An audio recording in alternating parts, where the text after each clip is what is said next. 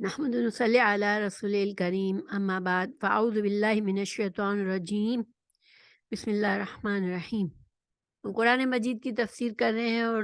سورہ البقرہ کی آیت نمبر 126 پر پہنچے ہوئے ہیں، تو ہم انشاءاللہ شروع کرتے ہیں۔ وَإِذْ قَالَ إِبْرَاهِيمُ رَبِّ اجْعَلْ هَٰذَا بَلَدًا آمِنًا وَارْزُقْ أَهْلَهُ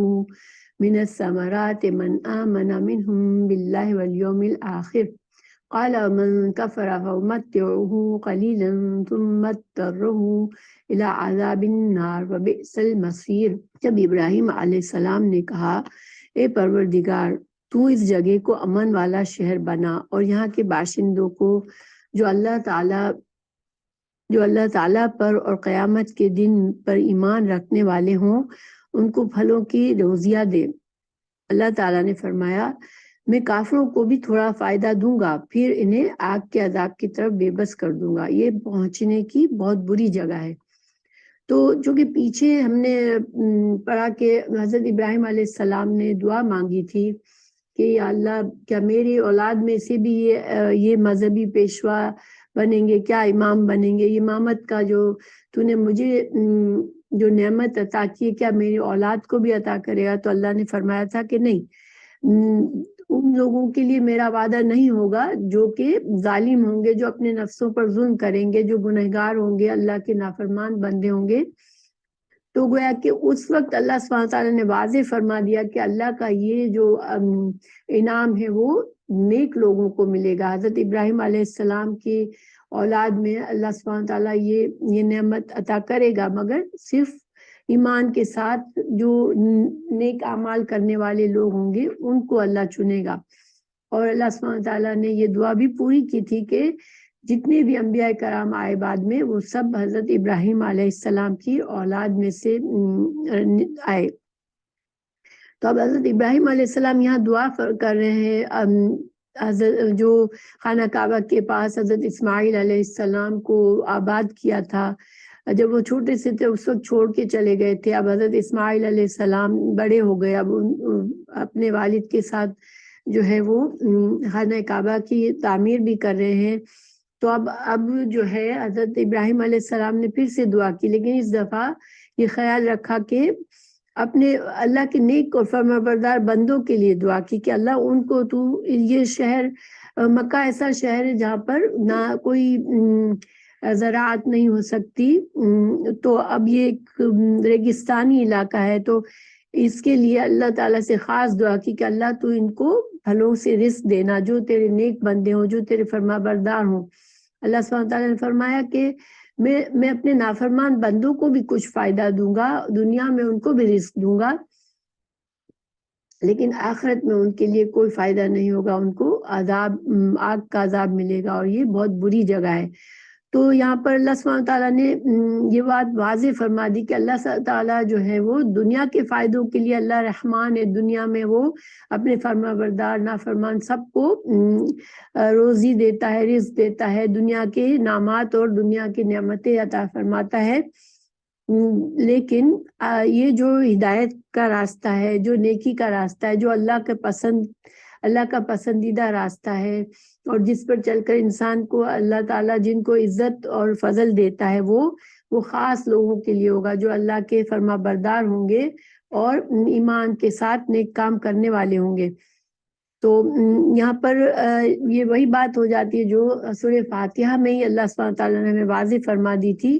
کہ جب ہمیں دعا سکھائی تو دعا بھی ہمیں ہدایت کے راستے کی سکھائی۔ ہم دنیا کی کسی چیز کے بجائے وہ چیز مانگنے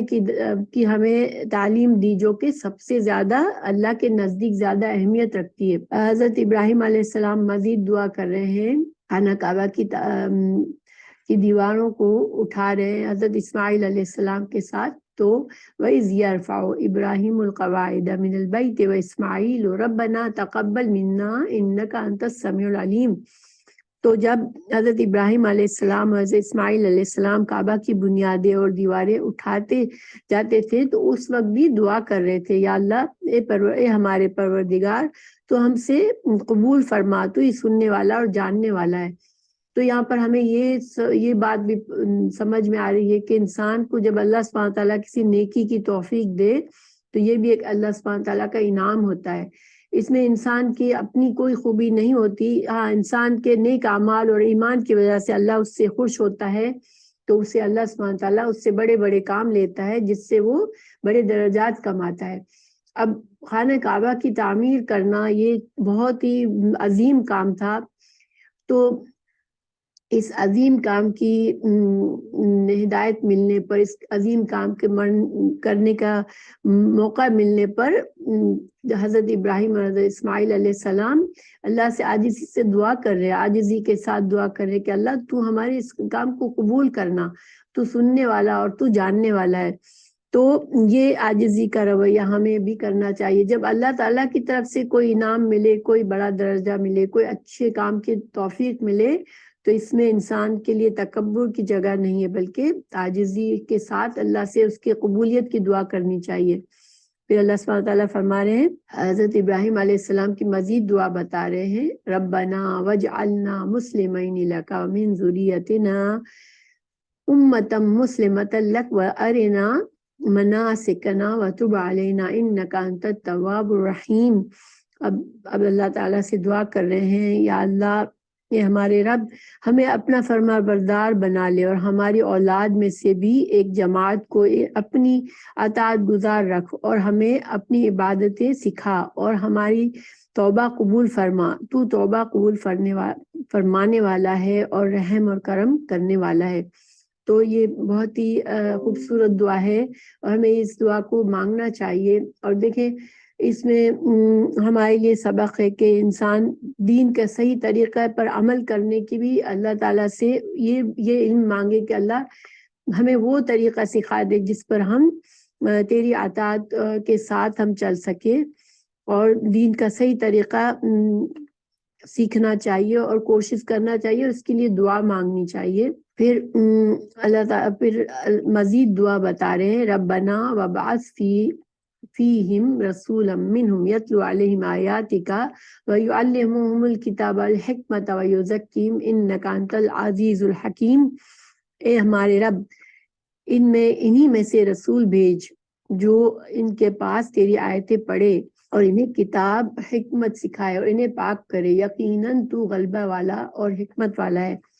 یہ دعا ہے حضرت ابراہیم علیہ السلام کی، جو اللہ سبحانہ تعالیٰ نے قبول فرمائی اور رسول اللہ صلی اللہ علیہ وسلم کو مبعوث فرمایا. کیونکہ حدیث میں ہے رسول اللہ صلی اللہ علیہ وسلم نے فرمایا کہ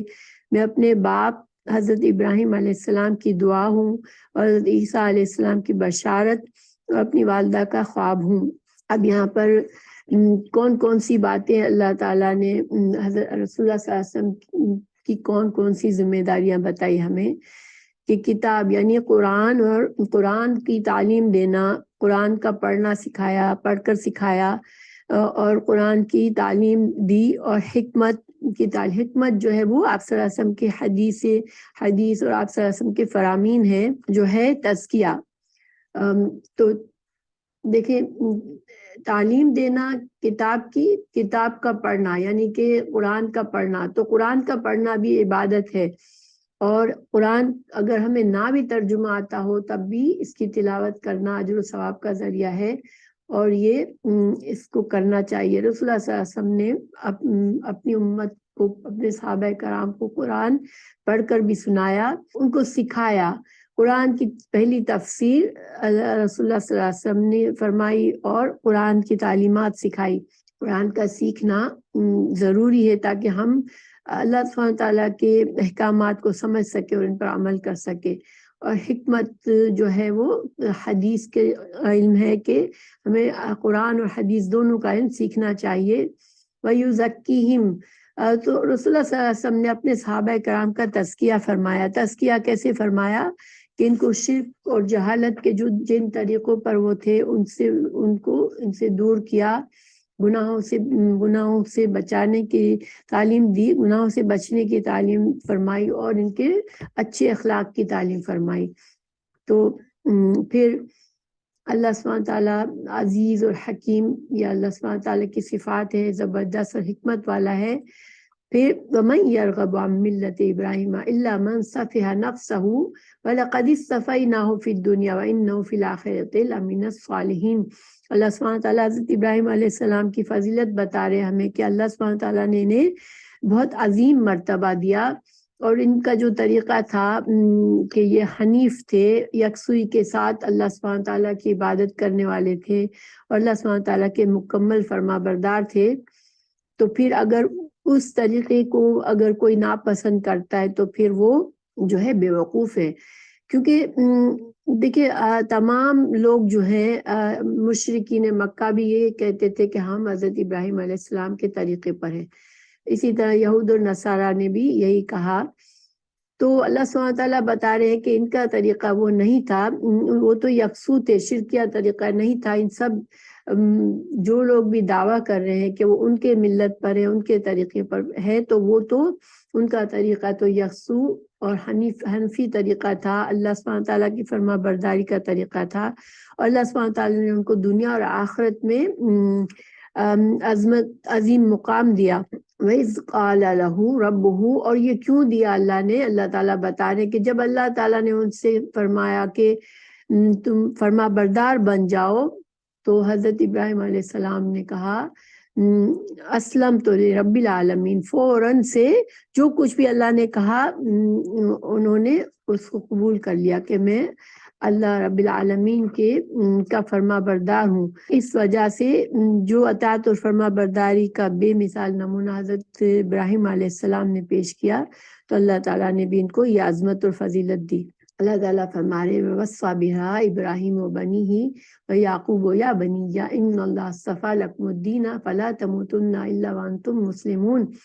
اور جب حضرت ابراہیم علیہ السلام دنیا سے رخصت ہو رہے تھے، جب یعقوب علیہ السلام دنیا سے رخصت ہو رہے تھے، یعقوب علیہ السلام حضرت ابراہیم کے پوتے ہیں، ان کی اولاد میں سے جو ہوئے وہ بنی اسرائیل کہلائے۔ تو ان کا بتا رہے اللہ سبحانہ تعالیٰ کے ان بزرگوں نے تو اپنی دنیا سے رخصت ہوتے وقت اپنی اولاد کو کیا نصیحت فرمائی تھی کہ اے ہمارے بچوں، تمہارے لیے اللہ نے اس دین کو پسند کیا ہے،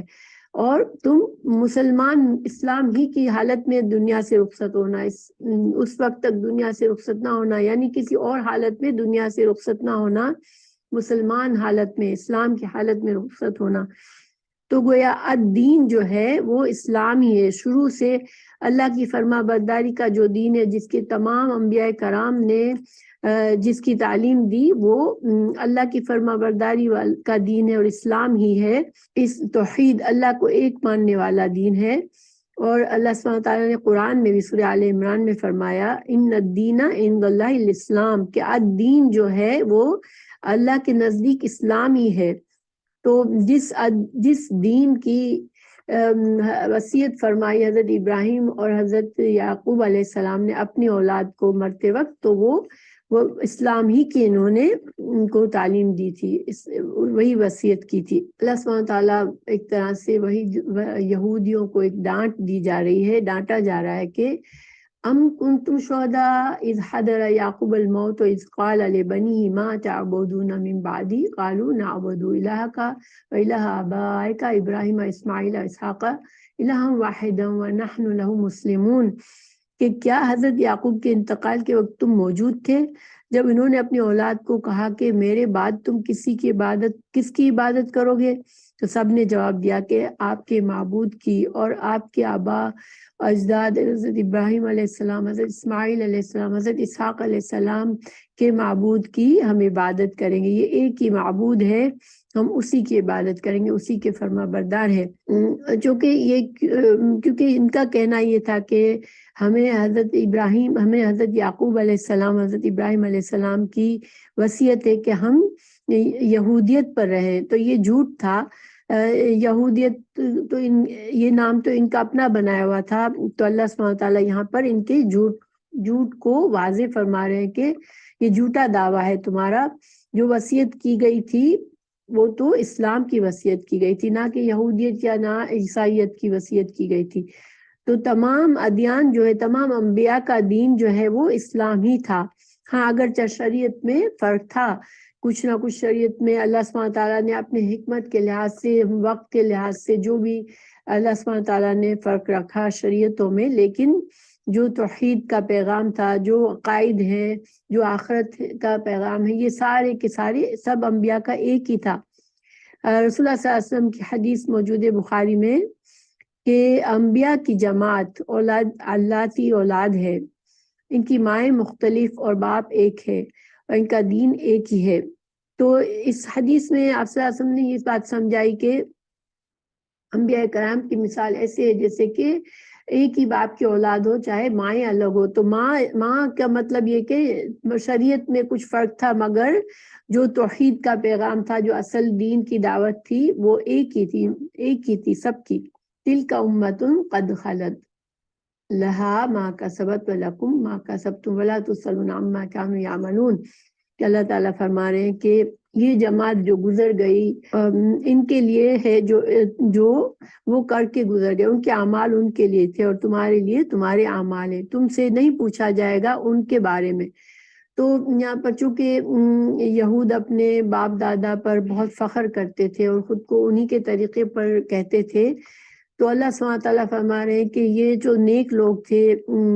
حضرت ابراہیم علیہ السلام، حضرت اسحاق، حضرت یعقوب، حضرت اسحاق علیہ السلام، تو ان پر تم فخر تو کرتے ہو ان کی اولاد میں سے ہونے پر، تو مگر اللہ سبحانہ وہ تو اپنے اعمال کر کے چلے گئے، اور وہ اللہ کے فرما بردار تھے، اور تم سے ان کے اعمال سے تم کو کوئی فائدہ نہیں ہوگا، تمہیں جو کچھ کرنا ہے وہ تمہارے اعمال کا تمہیں جواب دینا ہے۔ اللہ سبحانہ تعالیٰ نے واضح فرما دیا کہ انسان کو نسب کس کی نسب سے ہے، اس سے کوئی مطلب اللہ تعالیٰ کو نہیں ہے۔ نسب جو ہے وہ ایک عزت ہے کہ انسان اچھی نسب ہو اس کی، لیکن اس سے یہ نہیں مطلب کہ کسی کے اعمال کا کسی کو فائدہ ہوگا۔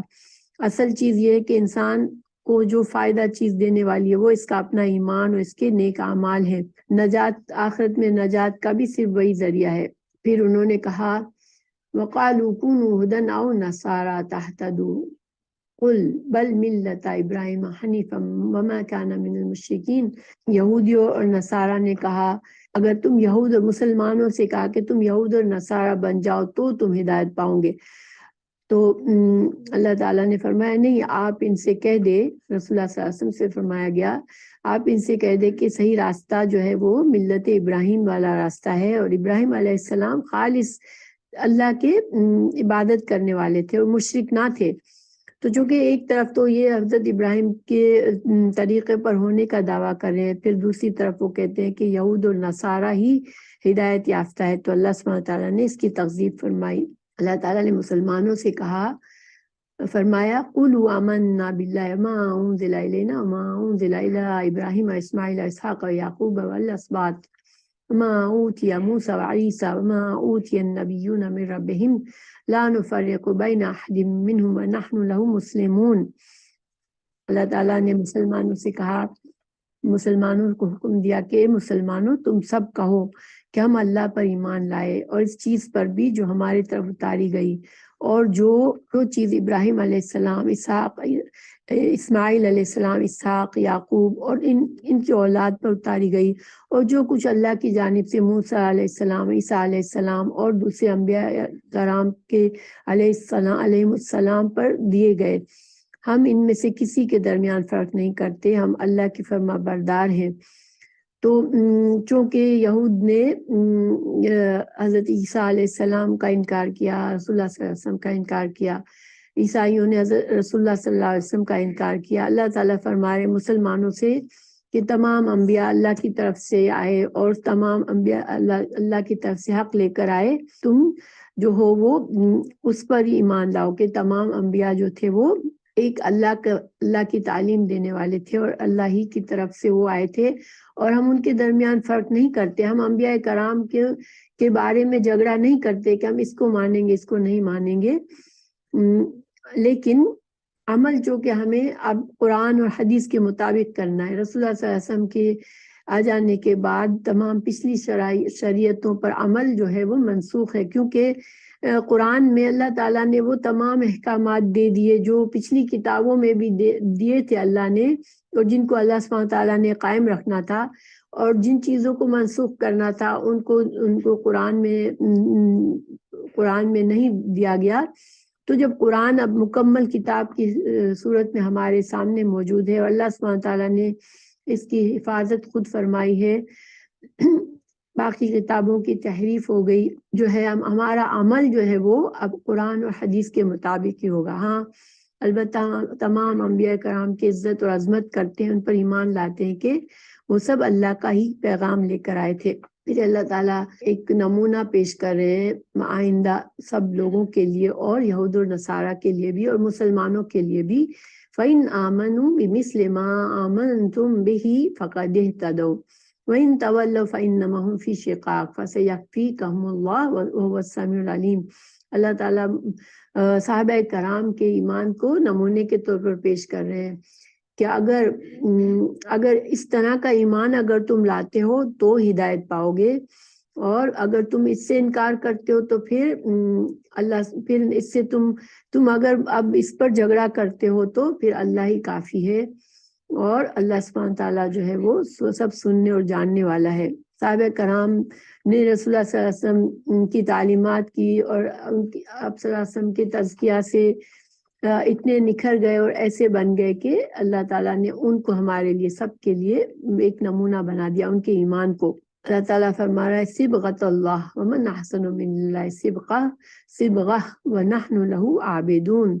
کہ اللہ کا رنگ اختیار کرو. وہ اللہ تعالیٰ سے اچھا رنگ کس کا ہوگا،